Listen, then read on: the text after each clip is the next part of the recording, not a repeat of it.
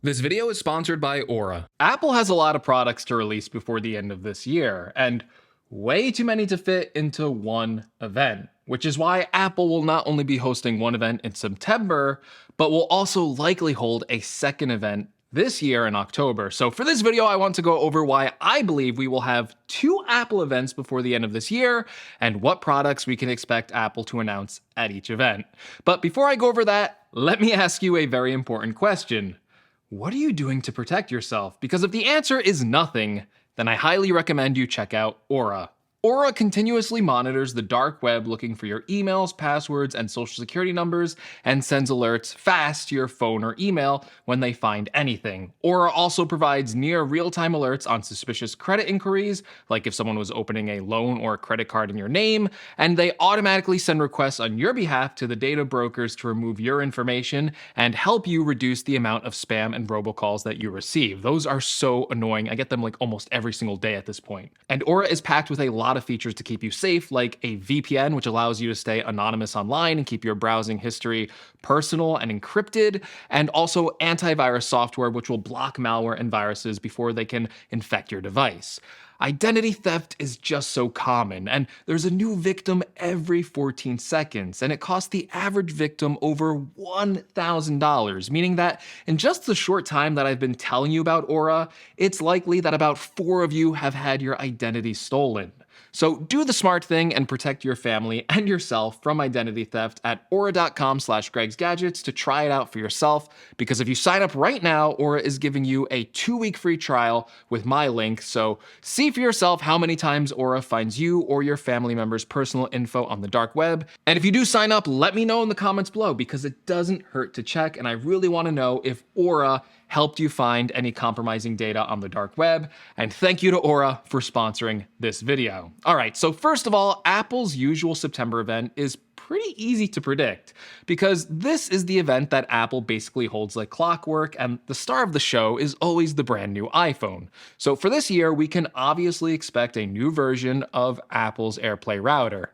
Okay, maybe not that product, but we can expect a brand new iPhone 14 and yes, an iPhone 14 Pro. Now, the iPhone 14 Pro is rumored to receive a new design with a hole punch plus pill-shaped cutout, a 48 megapixel rear camera, a more powerful A16 chip, and always on display, a new purple color, and a few other upgrades. While the regular iPhone 14 is rumored to be receiving less substantial updates, with a lot of the main upgrades for this phone being existing features or specs that were already found on last year's iPhone 13 Pro. Although this year is going to be extra exciting with the iPhone 14 Plus model, which will be a bigger version of the normal-sized iPhone 14 with a 6.7-inch display matching the display size found on the iPhone 14 Pro Max, but at a much cheaper price point. Now, the iPhone 14 is rumored to start at $799, the iPhone 14 Plus or Max at $899, and then the iPhone 14 Pro is going to be moving up in price to probably $1,099, and then the iPhone 14 Pro Max at $1,199. But the important last-minute leak to note here is that these Pro models might actually get an increase in the base storage, moving from 128 gigabytes to 256 gigabytes. So even though they will have higher starting prices, they actually won't be priced higher when you compare them against last year's 256 gigabyte models, and that would be a very good thing. Of course, the iPhone isn't the only product we should expect at this event, with Apple still looking to release a new version of the Apple Watch Series 8, a new Apple Watch SE, and yes, an Apple Watch Pro. Now, the Apple Watch Series 8 is rumored to be a pretty light upgrade, with Apple basically reusing the same chip for a third time in a row. So the same chip as the Series 8, same as the Series 7, same as the Series 6, and that's kind of bad, but I guess like the good news, the good way to look at it is that the Apple Watch SE apparently will also be getting this chip. So if you're shopping between the Apple Watch SE and the Apple Watch Series 8, they should have the same exact performance. And that's good for SE buyers, no speed advantage on the Series 8 this year. Now, the bigger upgrade to the Series 8 will probably be a new health sensor in the form of a body temperature sensor. Now, while the Series 8 doesn't sound like the most exciting upgrade, it may be saved in the excitement by the idea of a bigger Pro Apple Watch, which could feature a bigger 50mm design with a more durable titanium material. This watch is also rumored to be designed differently compared to the Series 8 Apple Watch, which could help set it apart from the rest of the Apple Watch lineup. Another product that could be featured at the September event could be the rumored AirPods Pro 2. AirPods Pro 2 would feature a new case design with integrated speakers, so you'll be able to ping the AirPods Pro when using the Find My feature. That's very helpful, if you leave your AirPods Pro case and you don't know where it is. And AirPods Pro 2 could also feature better audio quality and might be able to support lossless music playback on services like Apple Music. All right, now what about some other products? Well, one product that usually receives an update around this time is Apple's entry-level iPad. And this year we are expecting somewhat of a big upgrade for the iPad, and it could include a new design with a bigger 10.5-inch display, a more powerful A14 chip, and this iPad is also rumored to finally be replacing the Lightning port with a USB-C port. This could also spell other good news because it also means that this iPad will likely receive a design change because Apple cannot reuse the older iPad designs if it's switching the Lightning port out for a USB-C port, because then it would have to use the first generation Apple Pencil if it doesn't have a redesign. So if it's using USB-C, it has to use either a new USB-C Apple Pencil, which seems less likely, or it has to use the second generation Apple Pencil with magnetic charging, meaning it would have to have flat sides, meaning it would have a new design. In fact, there's recent leaks out right now about the iPad receiving a new design with flat sides, which again would support the Apple Pencil too, but it would still have pretty big bezels and a home button, which would be fine for a product in this low price point. And I hope that's the solution that Apple goes with. Give the cheaper iPad a new design with flat sides to support the second generation Apple Pencil, and hopefully keep that magic price point of $329. I can't wait to check that out. That is going to be an amazing product. Now, while those are the products we are expecting for the September event, don't forget, we're covering 2 events in this video. Oh my God, I gotta cover another event. That's a lot of work. And while the September event will mostly focus around those products, the next October event is likely to focus on new M2 Macs and iPads. So first of all, I think an update to the iPad Pro is expected at this event because it's one of the simpler products to update, with Apple's main upgrade for this year being a more powerful M2 chip. So realistically, all Apple would have to do for the iPad Pro is swap out the M1, put in an M2, and it would be a typical year-over-year speed upgrade. In fact, maybe we'll even get an iPad Pro variant with a higher storage option that might go up to 24 gigabytes of max memory, which is pretty insane to think about an iPad having 24 gigabytes of memory. I mean, we just got an iPad with 16 gigabytes of memory, now we're moving to 24 gigabytes of memory. With Stage Manager, I mean, you'll be able to have like everything open. Just put Final Cut on iPad and I'll be happy. It can be the dumbest update in the world. You put Final Cut on there, I'm happy. Now, there are some other rumored upgrades that could make their way to the new iPad Pro that isn't Final Cut, like wireless charging. But other than that tidbit, there haven't been too many rumors surrounding this iPad update. So maybe we'll get MagSafe charging on the back. I don't know. Give us Final Cut. Now, I think a big focus of the October event will be around M2 Macs, with Apple possibly announcing up to 4 different M2 Macs. That's a lot. Now, the first update could be an update to the M1 Mac Mini, which could come with 2 variants. Now, the latest rumors on this is that there is going to be no design upgrade on the Mac Mini. It's going to ship with the same design that we've had for the past few years now. So it will be a simple spec bump upgrade, meaning I fully expect Apple to have this ready. So the M1 chip in the Mac Mini will be replaced with a new M2 chip. However, there is a more exciting model that could kind of make it a Mac Mini Pro. I don't know if they'll call it a Mac Mini Pro, but it will be like a Mac Mini Pro. Because Apple still sells a space gray Intel Mac Mini. For some reason, they still sell it. I don't know who's buying it. You shouldn't be buying it. It's a horrible computer.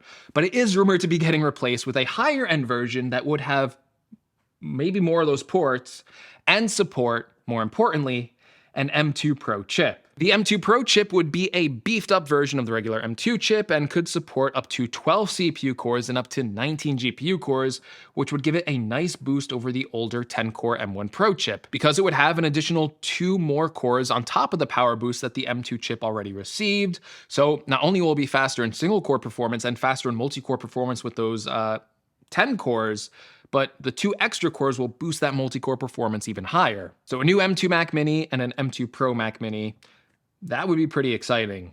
Now, another M2 Pro Mac we could see at this event is an update to the 14 and 16-inch MacBook Pros. Again, these updates aren't rumored to include anything too crazy, with most of them being spec bumps for the processors inside of them. So both the 14 and 16-inch would be getting an update to the M2 Pro and M2 Max chips, which would carry the specifications I just mentioned, except for the M2 Max chip, it would get a even bigger upgrade on the GPU core count, moving from a 32-core GPU model on the Max to a 38 Max GPU core. Honestly, the 14 and 16-inch MacBook Pro are already so good, so some processor speed bumps is probably the most we can expect for a revision this year, given just how much of an update Apple put into these laptops the last time they refreshed them. Okay, finally, the last Mac that may make an appearance, I think it has to make an appearance at this point, is the 2022 Mac Pro Redesign. We've been waiting a long time to see this. And this is probably the most exciting and most interesting Mac to be announced this year because of the weight of expectations it carries for Apple's true Pro market.